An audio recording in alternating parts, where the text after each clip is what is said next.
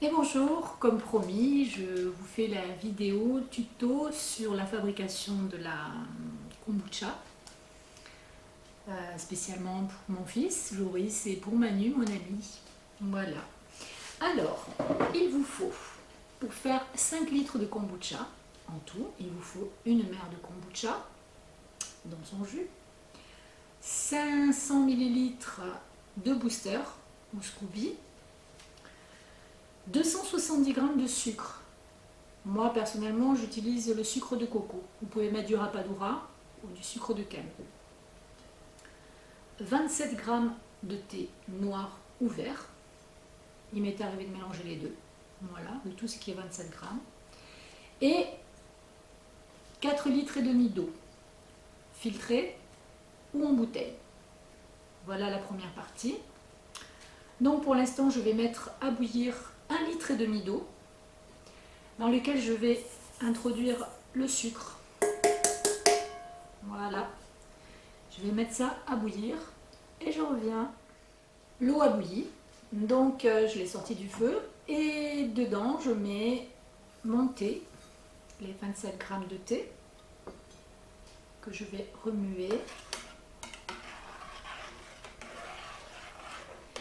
et que je vais laisser poser, infuser pendant 20 minutes, couvert. Pendant ce temps-là, je vais préparer tout pour tout verser dans mon prochain récipient. A tout à l'heure.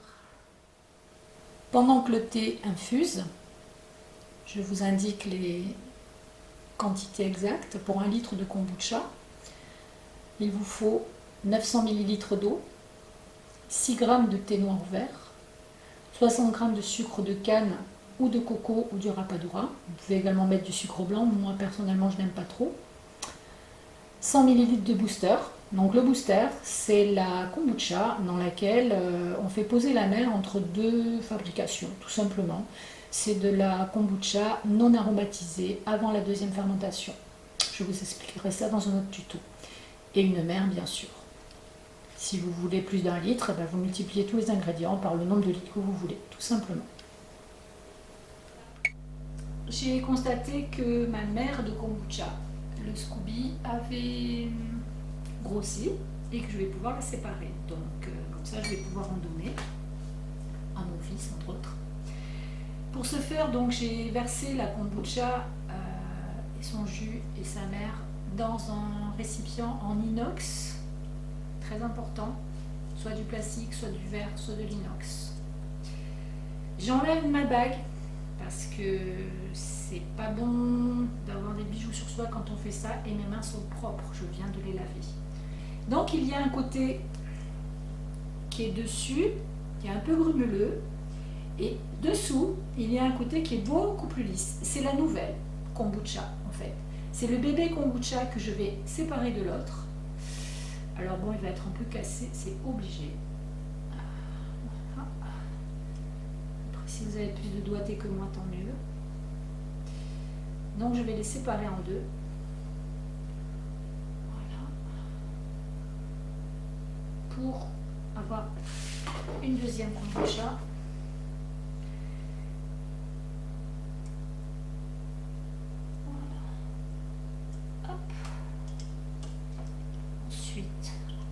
Par ici. Alors, elle ne sera pas aussi homogène que la première, elle sera trouée, tout simplement. Mais c'est pas grave, du tout, du tout, du tout. Voilà. Elle pourra donner naissance à une nouvelle mère. Voilà. En attendant, on va laisser ça comme ça. Et j'attends que ça termine d'infuser. Voilà, le thé a fini d'infuser pendant 20 minutes. Maintenant, j'ai pris mon grand récipient qui fait 5 litres.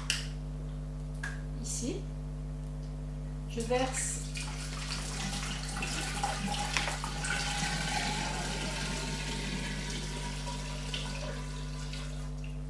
les 3 litres d'eau et je vais filtrer mon thé chaud encore, mais qui a un petit peu refroidi, et je le verse dans mon récipient.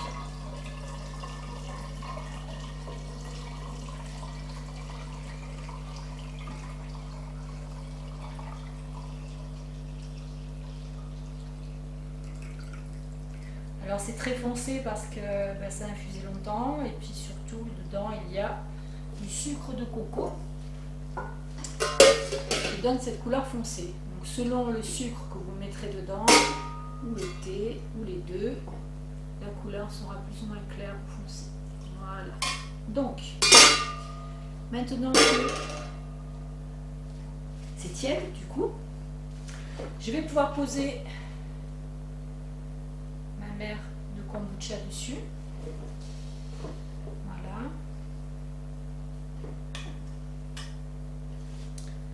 Hop. Tout simplement. Elle va remonter à la surface, ne pas s'inquiéter. Voilà, ça y est. Et se mettre toute seule dans le bon sens. Donc, on peut l'aider un peu avec le côté granuleux dessus et le côté plus lisse dessous. Voilà. Donc on fait ça et puis on la laisse tranquille. Voilà, quand j'ai fait tout ça, en fait, on verse le booster et on a 5 litres de mélange qui dans quelques jours, quelques semaines en fonction de la chaleur me donneront une bonne petite kombucha que je pourrai mettre en deuxième fermentation.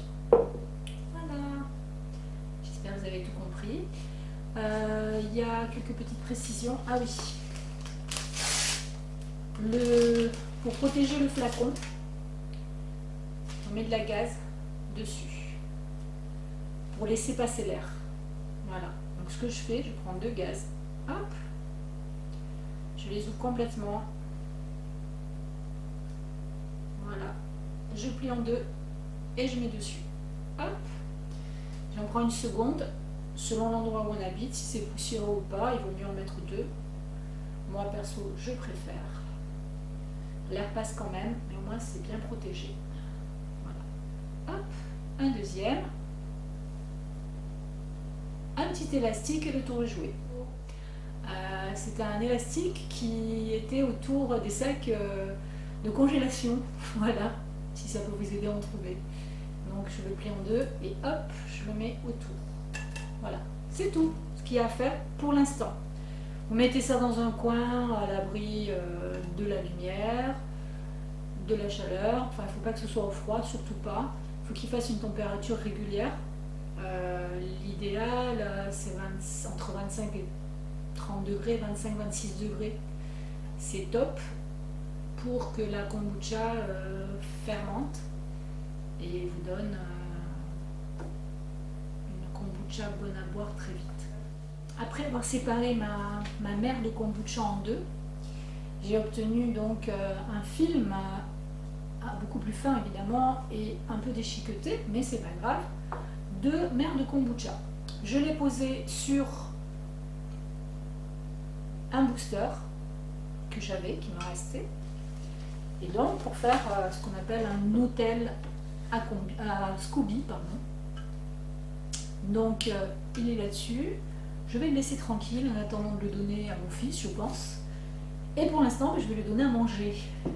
Donc je vais mettre du sucre, voilà, de temps en temps je lui mets un peu de sucre, comme ça il va trouver tous les nutriments pour continuer à vivre en attendant que Touris vienne la chercher. Je referme et ce que je vais faire, je vais mettre au frigo, comme ça elle ne va pas mourir, mais elle va continuer à vivre. Elle va continuer à vivre grâce au sucre, mais avec le froid elle va fermenter beaucoup moins vite, ce qui fait qu'on peut la garder longtemps comme ça. Et apparemment on peut même la congeler et elle le revit très bien. J'ai pas encore essayé. Voilà.